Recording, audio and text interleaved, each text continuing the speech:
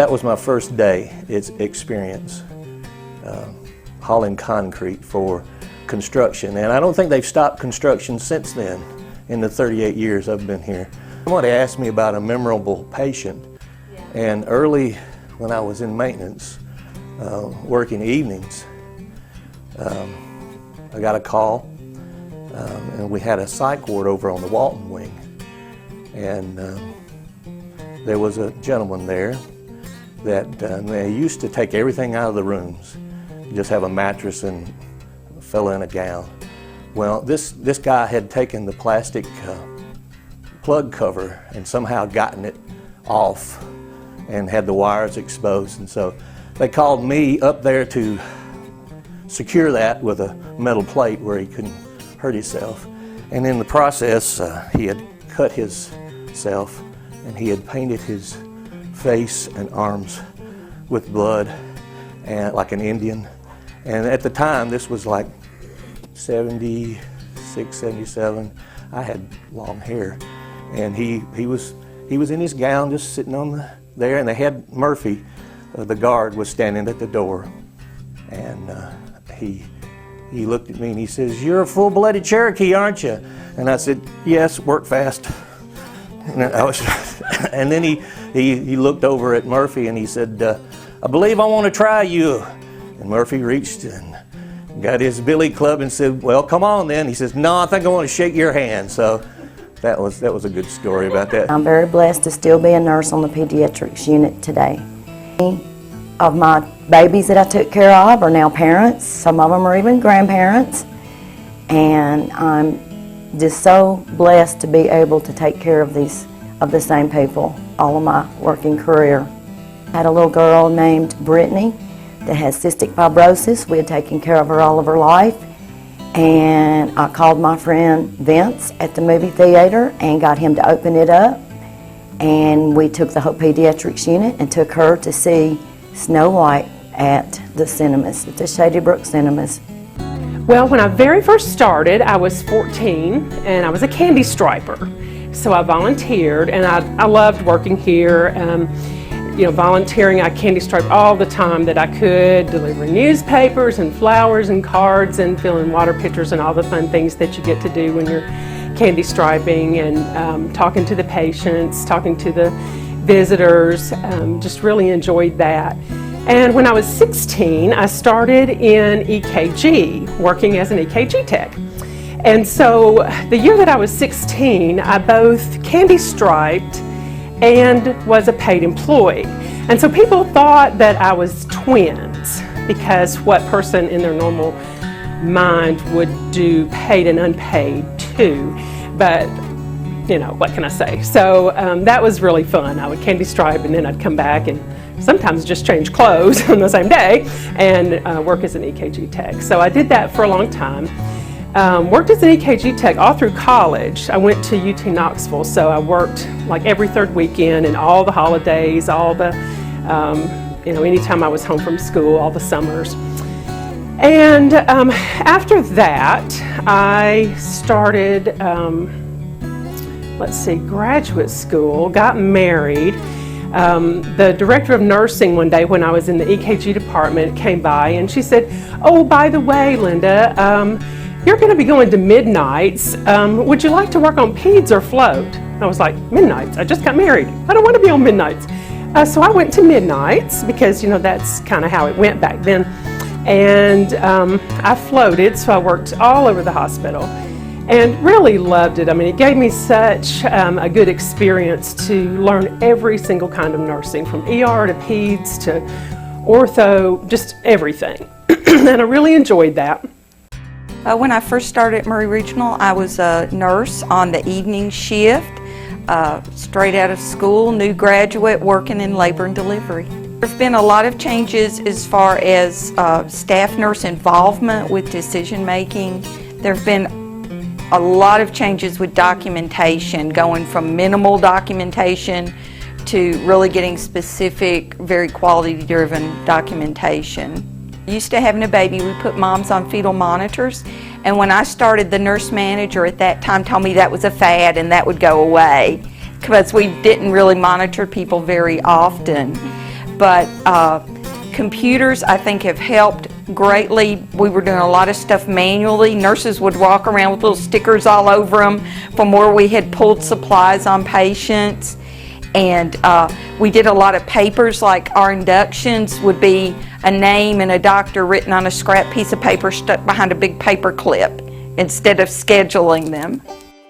I do have one favorite patient memory. I don't know who the patient was, but I was in the ER. I was 22, 23 years old, never been in healthcare. I was in the, working at the desk. And they told me that I needed to go get the information from a lady that was in Trauma 1. She had a compound fracture. I know what a fracture is. So I go to Trauma 1 and I open the door, and the first thing I see is a bone sticking out of the lady's leg, and her foot was in a very unnatural position. So I got the information and I went out of the room and I shut the door and I said, "Why did you not tell me there was a bone sticking out of that lady's leg?" And they said, "Well, we told you it was a compound fracture." I learned a lesson that day. I know what a compound fracture is now. I started out in admitting, and then I transferred to the ER for a short time, and then I transferred to home health, and I've been there 29 years. I've had the same boss. She's fabulous to me. But I've seen home health grow because that was a fairly new phenomenon in the early 80s. Our staff we've really grown over the years. The thing that amazes me, the people that I work with that go out into patients' homes, nurses, physical therapists, speech therapists, home health aides, whatever they are, the compassion they have for those people. They see their living environment and they want to make a difference. All of our patients, don't have the kind of homes that we think of as people living in, but their compassion, it's really touched me. It's another one of the things that's really helped me grow is seeing clinicians in action, because I'm not a clinician. The day I started working here, I came in for an interview on Friday. I just walked in off the street, asked for plant operations, and went down, was interviewed, and the boss hired me. Came to work on Monday morning. The next Monday, he came on the floor and got me, and he said, "Wayne, you need to go fill out an application so you can get paid." I didn't even have an application in, So I wasn't official for a week and a day, But it's been a great place to work. I've enjoyed working here very much the last 35 years. If it hadn't been, I wouldn't have been here for 35 years. We used to have a psychiatric ward here at the hospital down on what's skilled nursing unit now. And it was double doors you had to go through, and both doors were locked.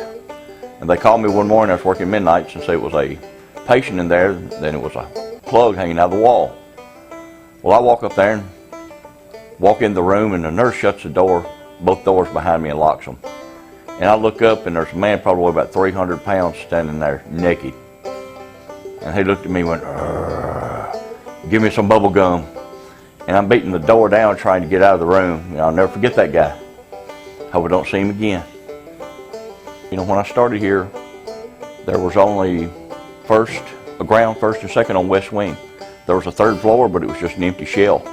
There was no outpatient pavilion, there was no MOB, it was just pretty much the main old hospital, except for the 3 floors on West. So, and then there was the whirlpool that had a lot of suds. It was. That was in the second department. And we would put betadine in the whirlpools with the burn patients at the time. And the pharmacy sent us betadine soap instead of betadine solution. And so the tech went over and got it all ready and poured it in and went and sat down and waited the 20 minutes for the whirlpool to be over. And she looked back over and there's just suds everywhere. With one little head sticking out of the suds. A big smile on his face. So fortunately he had a good sense of humor and he thought it was pretty funny. Years ago we had a lot of patients admitted who lived on the farm in Summertown. And those patients would follow a vegetarian diet. That diet, I don't think, was as popular in those days as it is now. So they taught us a lot about their diet and what their needs were. We had a couple of those patients who were pretty sick, and they stayed in the hospital for several, even weeks. One lady stayed here several weeks, and we would run to the health food store, run over to the grocery store. It seemed like almost every day we were, getting some kind of food for her. In those days, we didn't have soy milk offered in the cafeteria. people really didn't drink it, I don't believe, at that time. One of my first memories of coming to Maury Regional was the volunteer presence. At that time, Todd Whitworth was head of the volunteers. I had an interaction with her, it seemed like, from day one. She was very supportive. We had close interaction with the volunteers who worked in menu service and delivered the patient meals and gave them a choice of what they wanted to eat. So I've always really appreciated the volunteers and all that they have meant to me personally and to the hospital. Just trying to learn how to print because it was Ken Flowers had started the print shop, and he had it in the pharmacy, and it was just more or less a hobby, and he was just doing it that way. And through a bunch of different circumstances, I ended up there. I think a 75-cent raise was somewhere in there at the time. I said, yeah, when do I start? And so it was in a trailer, a double-wide trailer behind the boiler plant, what is the boiler plant now. And it started there, and we had one printing press and a bunch of old equipment, and at the time it was just very leisure because nobody knew we had a print shop. So you could get, you know, stuff caught up, and then it's grown since then. We have 3 presses, 2 color copiers. I remember one day I was at my desk and I had my hand like this reading a manual because they used to laugh and said I was an in-house bureaucrat, which was probably true. And so I fell asleep. And I'm sitting here like this, looking like I'm alive, but one of the housekeeping people came by. And apparently I scared them because Dr. Lange was coming down the hall, and they grabbed Dr. Lange because they thought I was dead. And so I never will forget that. You know, sort of caught. But I did spend a lot of late hours here at the beginning because we didn't have the personnel. The hospital has since realized that if you want quality of care, if you want good utilization, if you really want to take care of your patients, it takes people to do that. When Meditech came, I was very scared. I did not think I could learn all that computer charting, but thanks to our little computer people at Maury Regional, they assured all of us older folks that we could learn to computer chart, and I can. I've always been in labor and delivery. I went from being a relief charge on evenings to working 12-hour shifts. That whole change from when nurses went from working 8-hour shifts to 12-hour shifts. Again, that was a hard change for some people, but I think it was a good change. And I went to days, being the day charge nurse, and then now my new role, which just 6 months, is being nurse manager. And L&D was one of the few places that nurses didn't have to wear white uniforms when I came. We wore blue pants and blue tops with butterflies, or you could wear a dress. And I remember getting up in the bed with patients laboring with dress, pantyhose, nursing shoes. Well, I got a big raise because I was making 90 cents an hour at W.W. Evans. When I came out here, I went to a whole $1.65. I stayed overnight here, at least through a couple of snows one year because it was pay week, and they needed somebody to be here to do the payroll, so that it would they could make the paychecks on time. I had never seen anyone on dying, and I will always remember the first person that I saw die. I remember being with her and her telling me, you know, how frightened she was, but then watch her kind of move to the role of where she was letting go. But I will always remember her. Always remember her. I'll also remember being called on and feel like that these are my family members here, and that if being called to ask to do something because they feel like I wasn't just their social worker, I was a friend of theirs. Those are situations that, if I could pinpoint each one, it would be just numerous. I feel very honored to have been able to do that.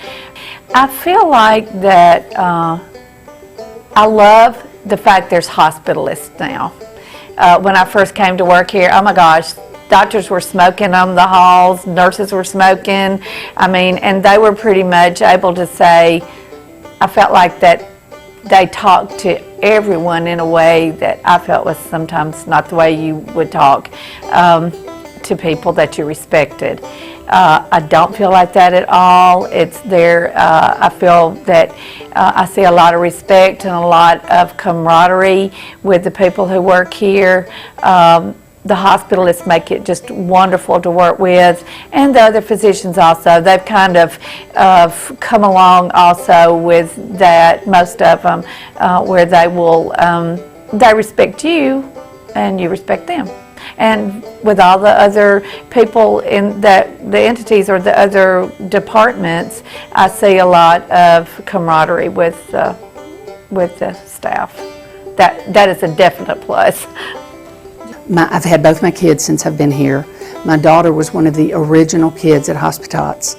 On the 10-year anniversary, the ones of them that were still there got, a little gift and everything. The Hospitats affected our family for a decade, so you can't ignore that. My kids were both junior volunteers. I was a candy striper. My parents both volunteered a lot of time to the hospital. My husband actually worked for the construction company that built the West Wing before I knew him in the 70s. But it's kind of a family affair. It really is. I was paid $4.60 an hour, and I was hired on evenings, so I got 29 cents shift diff. So I was making $4.99. Minimum wage was $3.35. I was in the money. In '87, we went on our first computer system. It was a DOS-based computer system. It was a whole lot better than paper. And then a couple of years later, we added the clinical piece where the nurses were doing documentation. To begin with, it was just billing. And the nurses were doing their documentation. And as we got closer to like 2000 and everything was Windows-based, we changed systems. And the nurses actually now in the field have laptops. And we may not see them in the office the entire time. We used to have an office that was big enough for every clinician to have a desk so they could do their charting. Some clinicians we don't see unless there's a meeting or something they have to come to. We don't see. They're out in the field with their laptops, taking care of their patients. It's pretty phenomenal compared to 25 years ago. There was a grand lady who was the night nursing supervisor here, and her name was Miss Sarah Murphy. And at night, someone may have already mentioned her, but when she would come on in the afternoons, as she was the supervisor, nursing supervisor at night, I always admired her when I would meet her in the hallway because she was the last vestige of the old, dare I say, old-time nurse. Because whenever you saw Miss Murphy, you didn't see her first, you heard her coming, because she never put on a pair of pants. She always had on her crisp, white, beautifully starched nursing, her dress, her outfit, and her hat. And you heard her coming before you saw her, and she was such a grand lady, and I always respected her. I do remember one little thing that we had here, and it was called, for you young people who probably won't know what it is, it was called a dumbwaiter, and that dumbwaiter was located across from Employee Health, just beside the stained glass window of the chapel. And you opened up that door, and there was a large tray-like thing on pulleys, and you could press the buttons, and you could go to whatever floor you wanted to go to take meds, to take charts, to send even dirty dishes down to dietary, and just everything, meds and supplies and that. And there were so many times that I just had the secret urge that I wanted to get in there myself and ride up and down the dumbwaiter, but that probably wouldn't have gone over very well, but I did always harbor that secret desire. But that old dumbwaiter's gone now with so many different things. But I've always been content with what I have. tried to be, you know.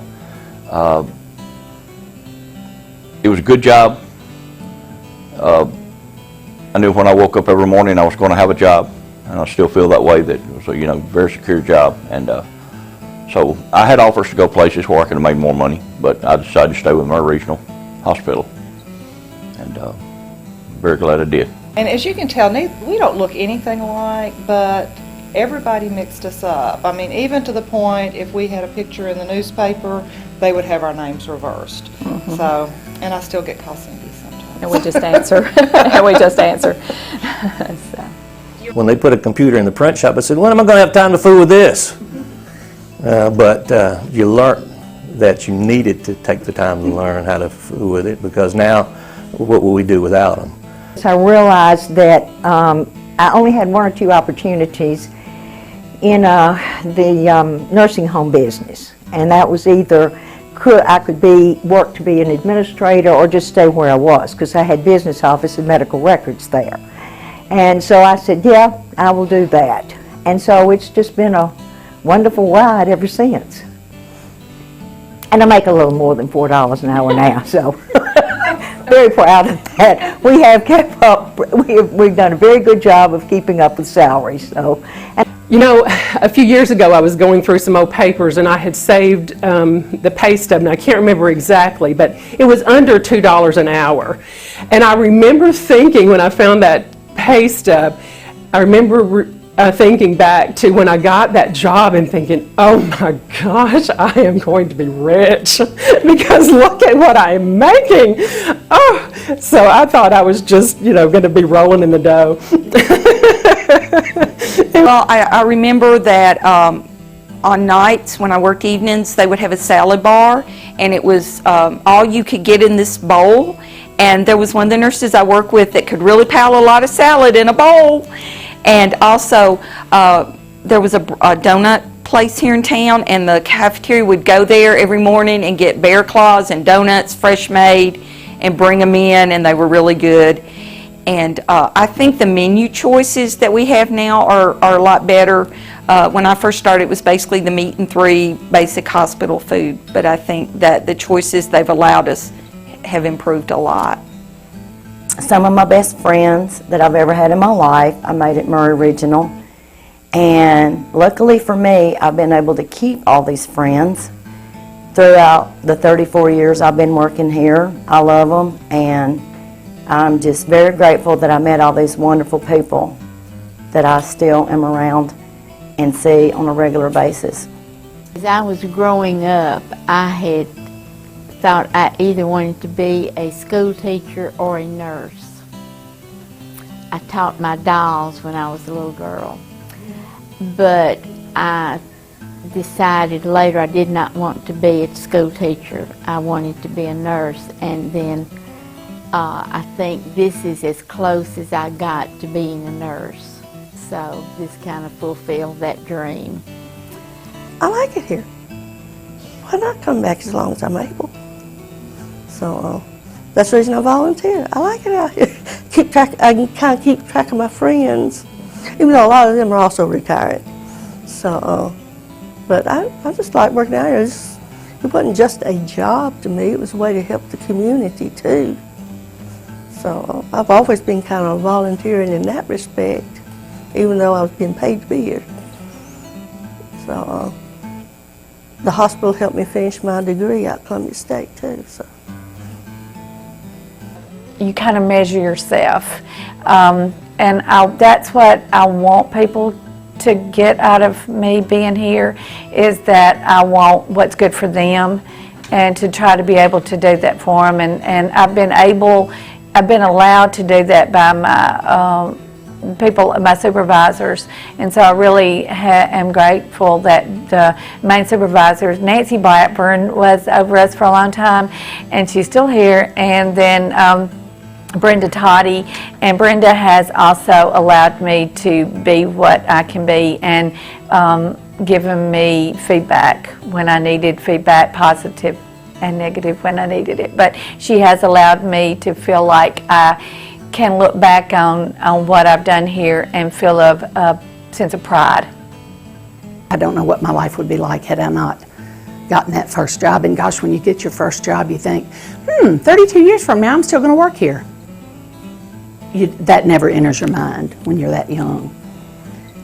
I'm proud of my years here at Maury Regional, and I never thought of a better place to work.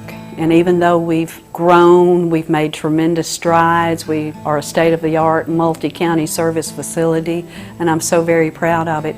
Things don't change sometimes, and that's for the good, and I believe it's all due to the people here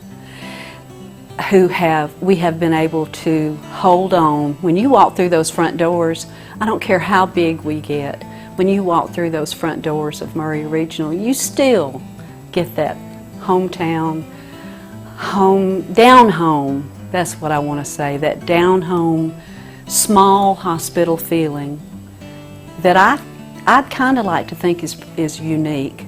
And this hospital has made huge strides. We have a beautiful place.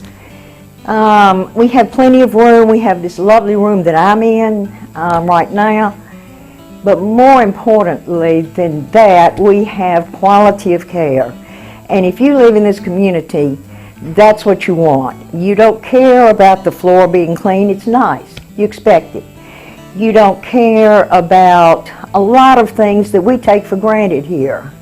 But it has taken a long time to get there. And as a member of this community, and having worked in healthcare as long as I have, I'm really proud of what we've been able to accomplish. And if me or my family or my friends or anybody gets sick, by George, they're coming here. Because I know what it took to get here and I know where we are. And that's extremely important.